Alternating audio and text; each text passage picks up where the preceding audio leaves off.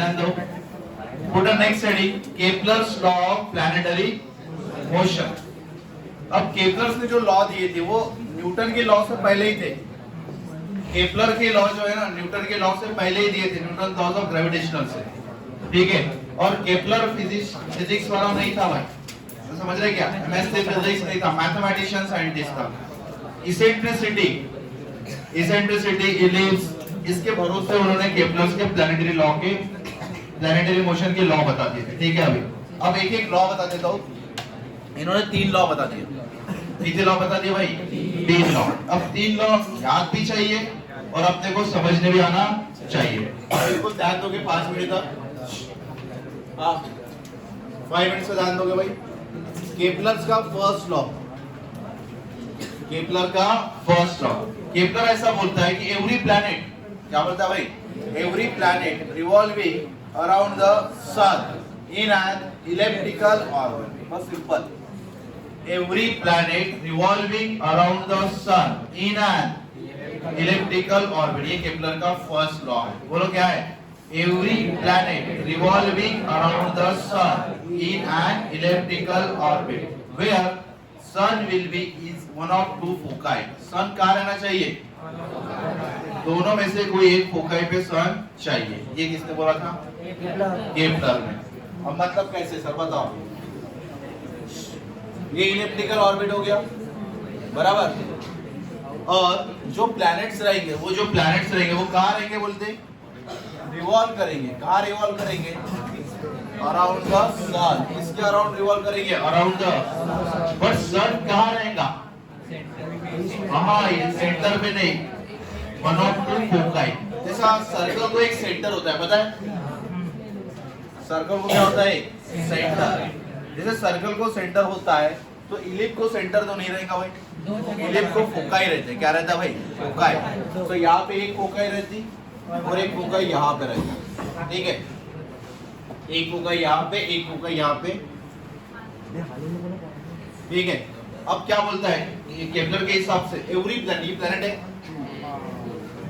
Every planet revolving around the sun in an elliptical orbit, but sun कहाँ रहेगा? sun situated at one of 2, मतलब इसमें नहीं तो इसमें सन रहना चाहिए। यहाँ पे दोनों में से एक फोकाई में कौन रहेगा?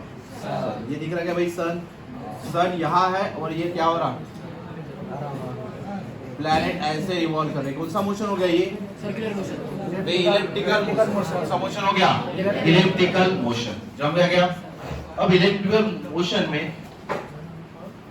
मोशन में क्या होता है? एक ये ऐसा अपन अगर कुछ बना दिए, थोड़ा मैथ्स नहीं क्या, तो यहाँ से यहाँ तक जो डिस्टेंस होता है इसको बोलते हैं अपन मेजर सेमी मेजर एक्सिस। क्या बोलते हैं इसको अपन? और इसको बोलते हैं सेमी माइनर एक्सिस। क्या बोलते हैं इसको अपन? Semi minor axis. अगर इसको मैंने बी माना तो इसको क्या मानना पड़ेगा? ए। तो सेम इक्वेशन ऑफ इलिप्स आता है, that is x² upon a² plus y² upon b² is equals to 1. This is the equation of a ellipse. ये किसका इक्वेशन रहेगा?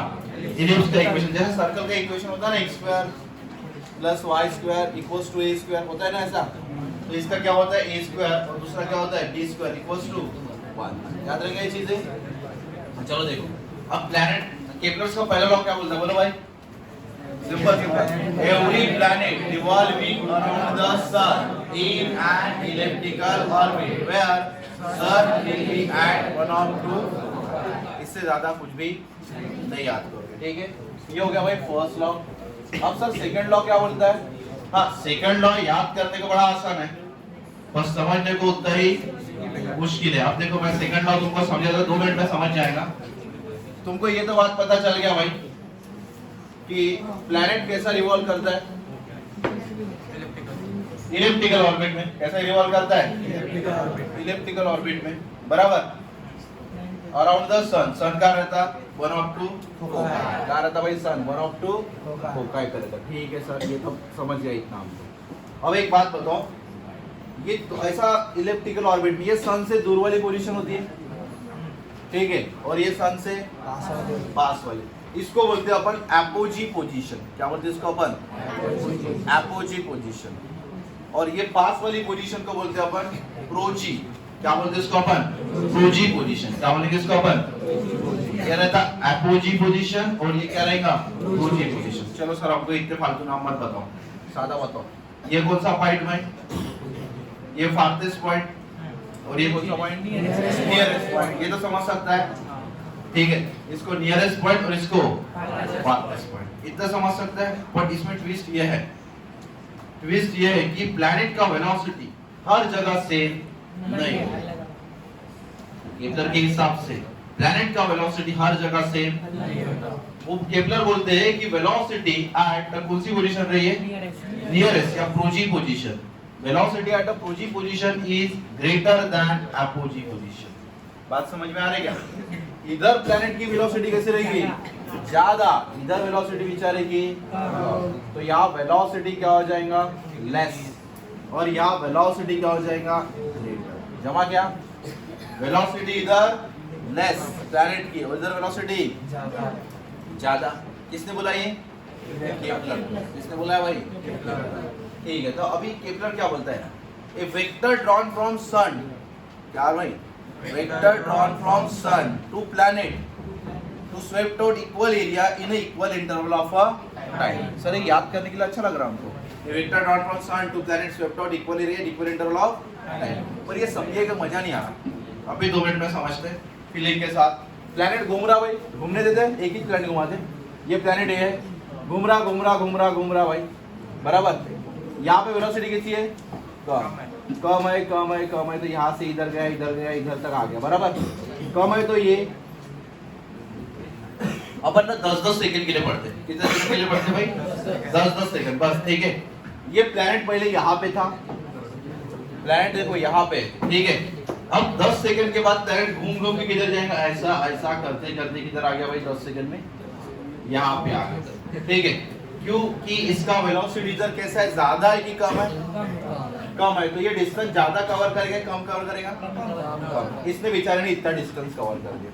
अब इससे मैं क्या बनाऊंगा? Area vector. Vector drawn from, देखो vector drawn from sun to the planet swept out, swept out दिख रहा है? स्वेप्ट आउट दिख रहा? स्वेप्ट इक्वल एरिया दिख रहा है? Equal area in equal interval of time. Time का इंटरवल कितना लिया मैंने? 10 सेकंड, ठीक है। अब ये कौन से पोजीशन की बात होगी रे भाई? Apogee, farthest. अब ये प्लैनेट देखो, ये प्लैनेट इधर ही रुकेगा क्या? इधर आएगा इधर आएगा इधर आएगा इधर आएगा। अब भाई सेम टाइम लेता है इंटरवल का। कितना सेकंड लिया था? 10 सेकंड। पहले इधर था वो, वेलोसिटी कैसी थी? ज्यादा ले, ज्यादा ज्यादा ज्यादा हो गया 10 सेकंड भाई, हो गया। और 10 सेकंड हो गया ना भाई, तो इसने डिस्टेंस कितना ट्रैवल किया? इसमें ज्यादा। डिस्टेंस कितना ट्रैवल किया है? ज्यादा। अब वेक्टर ड्रॉन फ्रॉम, बोलो, sun to the planet swept out equal area in equal interval of time. Time 10 second था। अब ये वाला एरिया और ये वाला एरिया क्या रहते हैं? सेम है। टाइम के इंटरवल में जो एरिया स्वेप्ट होता है वो कैसा रहता है भाई? सेम। ये किसका बोलना था? केपलर का। किसका बोलना है भाई? ये समझे क्या मतलब? मतलब समझा? क्योंकि यहाँ वेलोसिटी कम होने की वजह से डिस्टेंस क्या हो गया? कम ट्रैवल। तो उसने एरिया कैसा ले लिया? ऐसा। और उधर वेलोसिटी कैसा था? वो पास था, तो वेलोसिटी कैसा था? ज्यादा। तो उसने एरिया कैसे ले लिया? बराबर ऐसा ले लिया। तो मतलब ये अगर 10 मीटर स्क्वायर है तो ये भी कितना रहेगा? 10 मीटर स्क्वायर। 10 मीटर रहने तो बहुत ज्यादा होता है भाई, आपने समझने के लिए 10 मीटर स्क्वायर। तो ये भी कितना? 10 मीटर। तो अब समझे क्या? कैसे है भाई बताओ? यहाँ से प्लैनेट निकलता स्टार्ट अगर पकड़ लिया तो यहाँ से यहाँ तक जाने में 10 सेकंड लग गया। इसने इतना डिस्टेंस कवर कर लिया, पर वही 10 सेकंड में डिस्टेंस कितना कवर करेगा? ऐसा। तो दोनों का जो एरिया स्वेप्ट आउट रहेगा वो कैसे रहेगा? सेम। तो इसका स्टेटमेंट कैसे लिखोगे बोलो? ए वेक्टर, वेक्टर मतलब लाइन पे, वेक्टर मतलब क्या होता है? ए वेक्टर या लाइन मार सकते हो। A line drawn from sun to planet swept out equal area in equal interval of time. बस हो सकता है, बोलो भाई एक बार। A vector drawn from sun to the planet swept out equal area in equal interval of time. इसमें कोई दिक्कत है भाई? पक्का? चलो देखते हैं अभी next.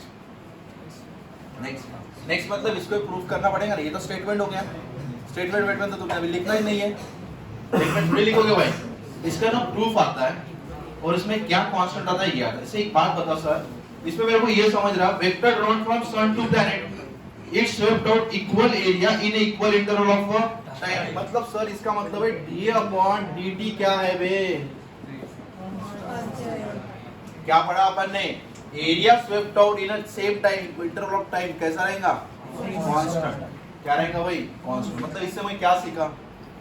Area, rate of area divide by time मतलब क्या होता है? रेट ऑफ एरिया क्या है? कांस्टेंट। रेट ऑफ एरिया क्या है? कांस्टेंट। सर सच में कांस्टेंट है का प्रूफ करके देखो बरा। अब भी देखो 2 मिनट में प्रूफ करना। सच में कांस्टेंट है का प्रूफ तो करना पड़ेगा। अब सिंपल एरिया का फॉर्मूला, एरिया मतलब क्या होता है भाई? आज तक जिंदगी में क्या पढ़े एरिया मतलब? हर बार पाया स्क्वायर लगा रहे हो बे। हाफ लेंथ इनटू, सिंपल है ना? Half length into breath. Area under the curve भाई हाफ, इसी का लेता हूं half length into breath. Length कितना लेना पड़ेगा इसका? r। ये भाई लेंथ यहां से आता कितना लेता हूं? r। और ब्रेथ मतलब ये मोटाई, तो इसको कैसे लेना पड़ेगा? ये वाला, ये चीज दिख रही है, ये दिख रहा। अगर सर इसको अगर फाइंड करना है तो ये ऐसा कुछ दिख रहा मेरे को, और ये एंगल क्या दिख रहा भाई? d theta. क्या दिख रहा? d theta. ठीक है, और ये कितना डिस्टेंस है सर? r। पकड़ लिया, ये कितना डिस्टेंस है? r। अब द लेंथ इनटू ब्रेथ। अब ब्रेथ कितना दिख रहा? कर्व दिख रहा सर। तो कुछ तो 10वीं का फार्मूला लगाना पड़ेगा। तुमने 10वीं में एक फार्मूला पढ़ा होगा, theta is equal to arc length. याद है क्या? Arc length upon radius. So arc length मतलब ये तो ब्रेथ है ना भाई। सो कितना आएगा arc length? That is A पकड़ लेते। इसको क्या पकड़ लेते? A upon radius that is कितना है? r। So a is equal to कितना आ गया? r into theta. मतलब यार थीटा की जगह क्या आएगा? थीटा। इसमें कोई डाउट? आप समझो, अपना एरिया का फार्मूला है भाई, ये समझना पड़ेगा।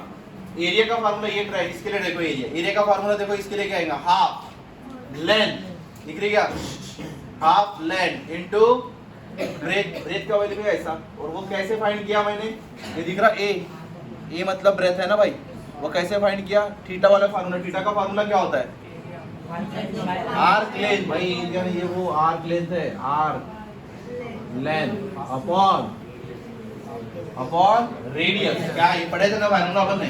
Theta is equal to arc length upon, तो आर्क लेंथ का वैल्यू कितना आ जाएगा? r इनटू, मतलब ये ब्रेथ ही पकड़ लेते, तो ये वैल्यू क्या आएगा? Half length into breadth. Breadth का वैल्यू बोलो कितना आएगा? r into d theta. क्या आ गया? तो सिंपल मेरा एरिया कितना आ गया sir? Half r square d theta. कितना आ गया? ये इज इक्वल टू, सब लोग बोलो हाफ r स्क्वायर थीटा। बेटे इतना समझे क्या तुमको? मैंने इसको ये ट्रायंगल ले लिया, उसका एरिया फाइंड करना है, तो एरिया में क्या होता है? लेंथ। लेंथ कितना ले लिया मैंने इसको? r। और ब्रेथ कितना बना? ये कर्व दिख रहा है, इसलिए कौन सा फार्मूला करना? थीटा वाला। थीटा का फार्मूला क्या था? Arc length upon radius. इससे मैंने ये निकाल लिया आर्क ये वाला ब्रेथ। कितना आएगा? r into d theta. ये वैल्यू यहाँ डाल दिया तो r स्क्वायर d थीटा बन गया। सर अपने को क्या प्रूफ करना है? d अपॉन सब कुछ है मेरे पास, यहाँ पे dt है क्या? मैं क्या कर लूं? डिवाइड और मल्टीप्लाई कर देता, मतलब ये तो काम हो सकता है। देखो जरा, डिवाइड और मल्टीप्लाई में टाइम कर देता, dA upon dt is equals to half of r square d theta upon dt। कर सकता क्या मैं ऐसा? बोलो हाँ सर बिल्कुल कर सकते हो, कोई दिक्कत नहीं है। अब एक बात बताओ, d थीटा अपॉन dt क्या होता है? d theta upon rate of change of angular displacement is called as, वह कौन सी वेलोसिटी? सब पढ़ा है एंगुलर वेलोसिटी। याद है क्या? d थीटा अपॉन dt क्या होता है? Angular velocity. तो मैं लिखूंगा dA upon dt is equals to half of r square into omega. सब कुछ तो पढ़ा, और सर्कुलर मोशन का कुछ रिलेशन है। d is equals to v is equals to r into omega. So omega is equals to, पढ़ा है क्या रे?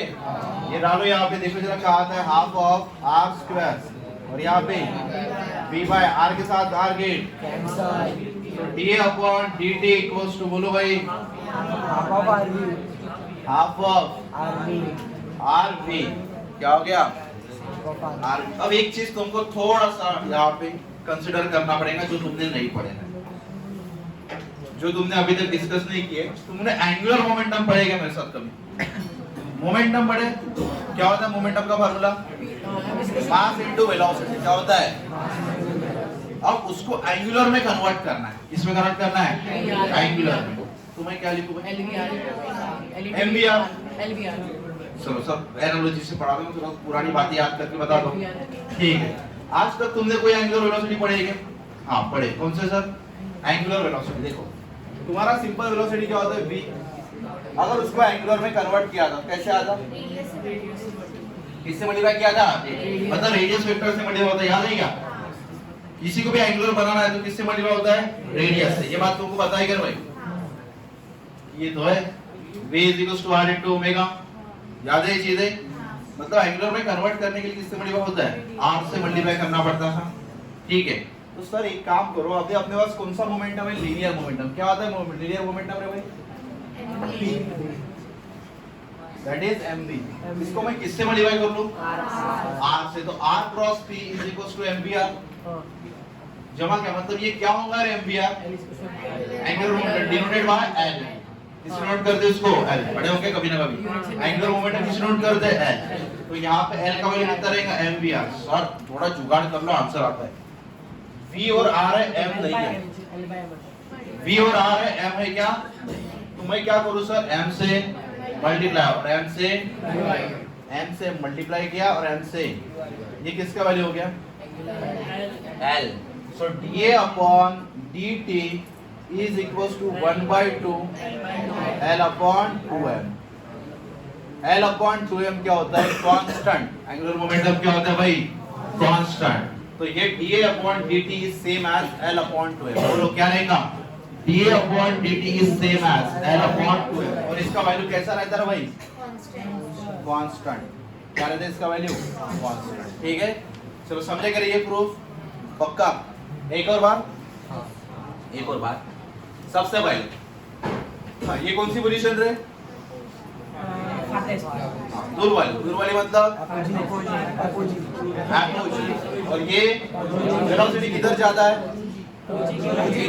इधर वेलोसिटी। तो प्लैनेट इधर का वेलोसिटी कम तो धीरे धीरे जाएगा। इतना डिस्टेंस कवर करने कम, और इधर डिस्टेंस हमने क्या करना है? उधर से क्या ड्रॉ करना है?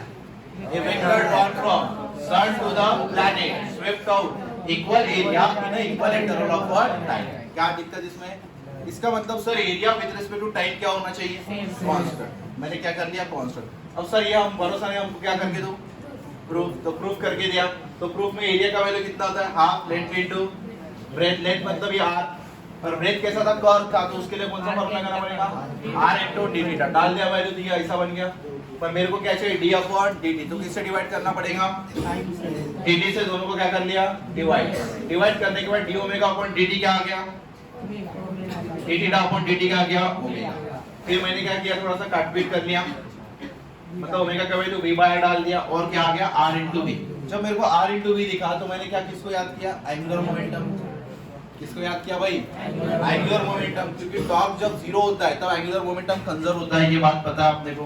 अपने को मतलब मेरे को पता है, तुमको मैं जब पढ़ाऊंगा तब पता चलेगा। ठीक है, तो तब तक के लिए L = mvr।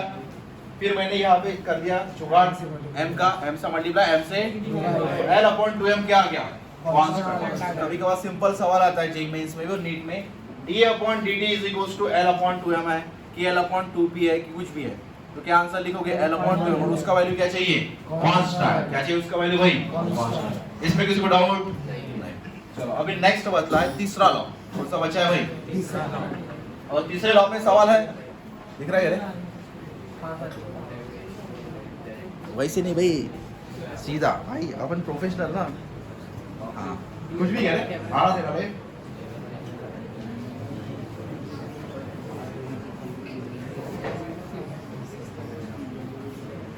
हाँ इधर लिख के दे दो। L = क्या होगा? mvr। याद रहेगा? हाँ चलो अब थर्ड लॉ।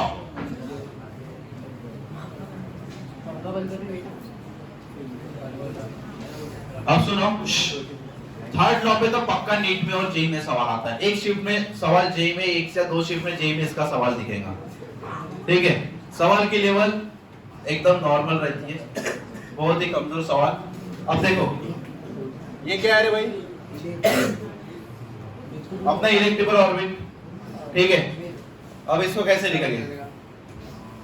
देखो भाई, square of a time period, simple है, square of a time period ऐसे ही होता है। Square of a time period is directly proportional to cube of distance between sun and planet. बस हो गया, इतना ही। स्क्वायर ऑफ, देखो इसको पढ़ते कैसे, square of a time period is directly proportional to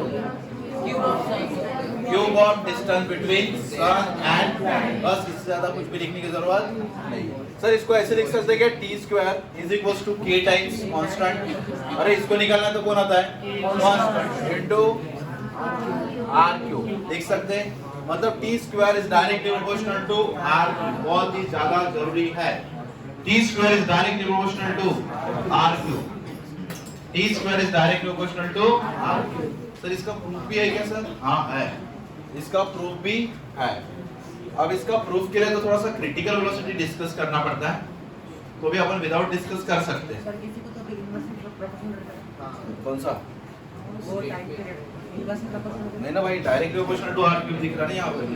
inverse नहीं रहता है। इनवर्स कहाँ से रहेगा? वो 10th में, यहाँ पे 10th में थर्ड लॉ पे दिख गया। नहीं, ऐसा है रे, तुमने ऐसा लिखा होगा T square upon R cube is equal to K. अबे ऐसा लिखा होगा, मतलब तो एक ही है भाई, कहाँ इनवर्स दिख रहा? T square upon R cube equal to K, वही है। देखने का ढंग क्या हो गया, चेंज हो गया, ठीक है। अब ना कभी कभार ना इसका एक प्रूफ आता है, तो तुमको सबसे पहले ना क्रिटिकल वेलोसिटी पता होना चाहिए।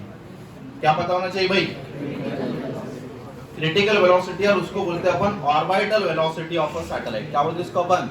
Orbital velocity of a satellite. अब ये होता क्या है, देखो ये होता क्या है भाई, क्रिटिकल वेलोसिटी और ऑर्बिटल वेलोसिटी होता क्या है, सबसे पहले समझो। अगर तुमने कोई भी सैटेलाइट ऊपर छोड़ना है, कहाँ डालना है भाई? ऊपर। अब ऊपर डालना है तो तुम क्या करते हो, 2 स्टेज वाला रॉकेट लेके आते हो। अपन नहीं लेके आते, ठीक है।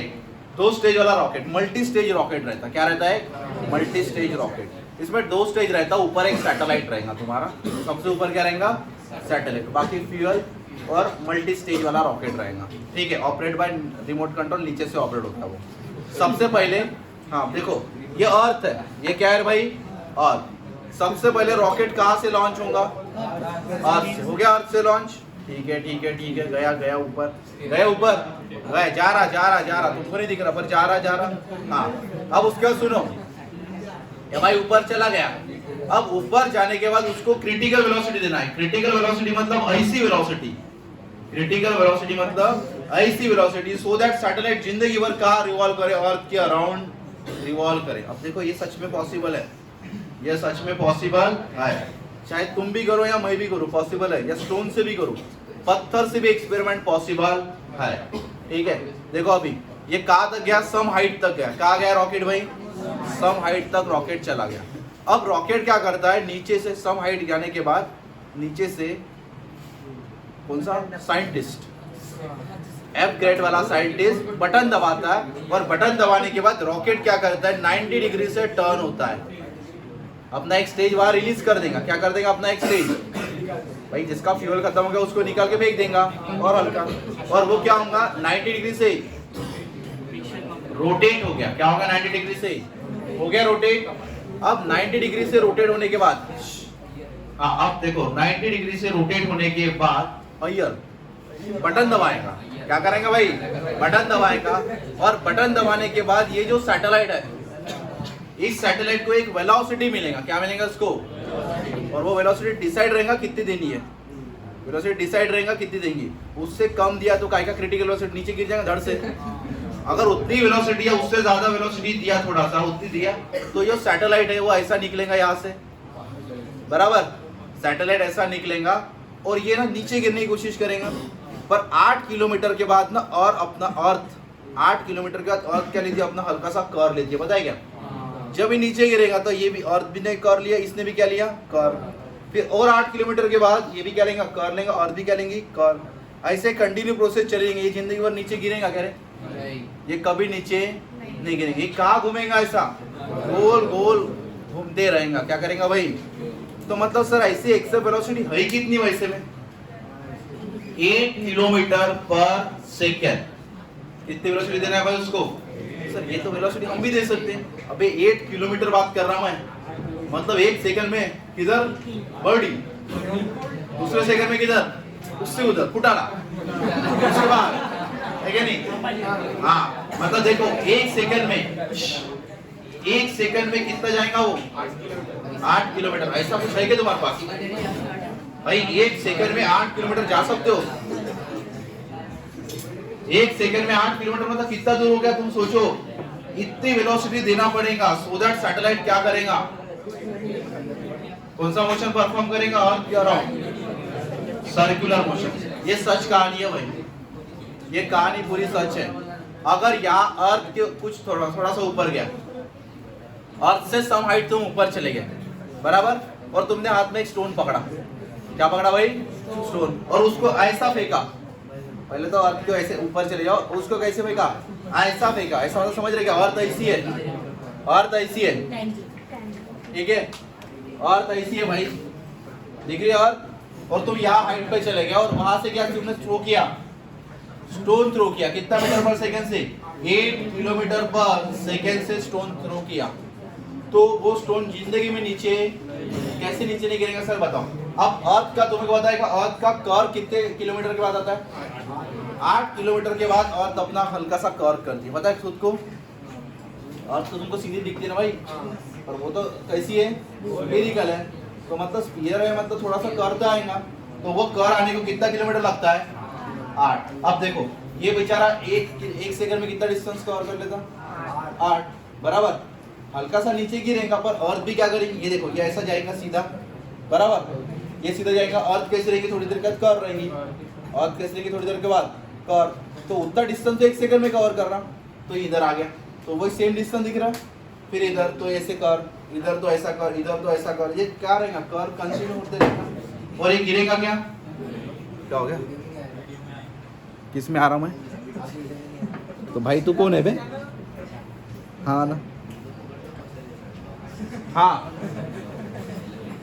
वीडियो में नहीं आ रहा, बता रहा भाई, खा लेता फट से। हाँ चल जमेगा तुमको ये। मतलब कोई भी चीज अगर 8 किलोमीटर पर सेकंड से थ्रो किया तो वो नीचे नहीं गिरता। वो कौन सा मोशन परफॉर्म करता है? बोलो, सर्कुलर मोशन। ठीक है, ये बात तुमको पता चल गया? हाँ अब देखो मैच बना था भाई जबरदस्त। अपना देखो, अपना सिस्टम कैसा है? सीधा दिखना चाहिए, तुमको तो अच्छा दिखना चाहिए ना। हाँ अब देखो क्रिटिकल वेलोसिटी पढ़ लेते हैं। ये हो गया आर, ये क्या अर्थ, ये क्या हो गया भाई?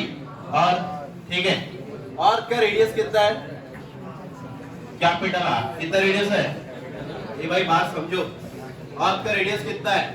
कैपिटल। इसमें कोई डाउट तुमको? ठीक है सर।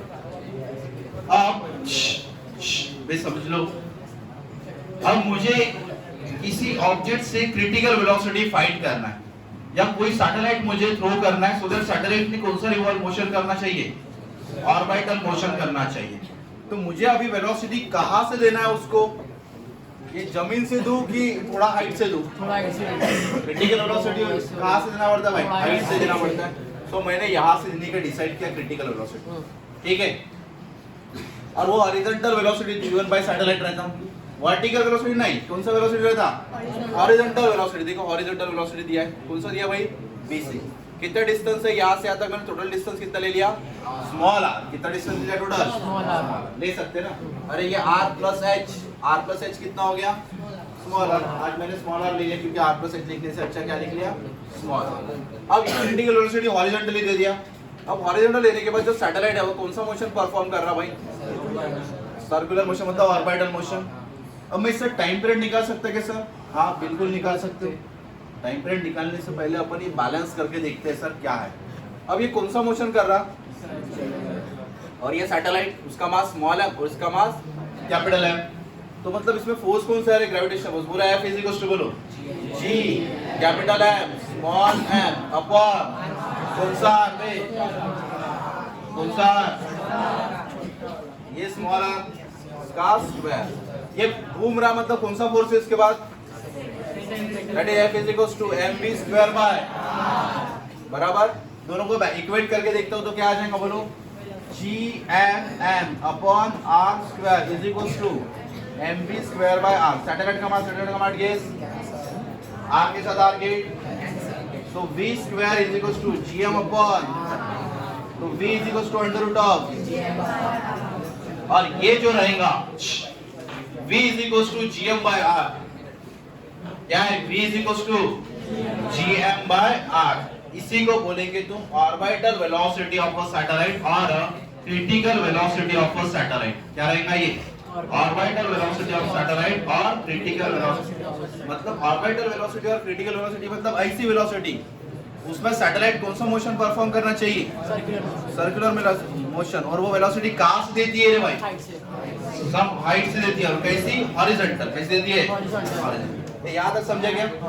हां, अब सुनो भाई, मैं इसको ऐसे लिख सकता हूँ कि VC is equals to under root of GM by R. बोलो हाँ. GM को हटाओ, किसको लाओ? GR square. याद है क्या रे भाई?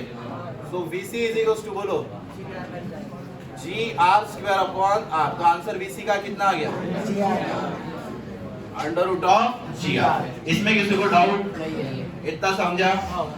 अब वो टाइम पीरियड का प्रूफ भी तो करना है, ठीक है? वो 2 मिनट में प्रूफ होता है. अपना वीडियो इधर करो. ये भाई, ये वाला सेक्शन दिख रहा है क्या? ये वाला, ये दिख रहा है? हाँ, पूरा अच्छे से मैं भी दिख रहा ना? अच्छा है क्या?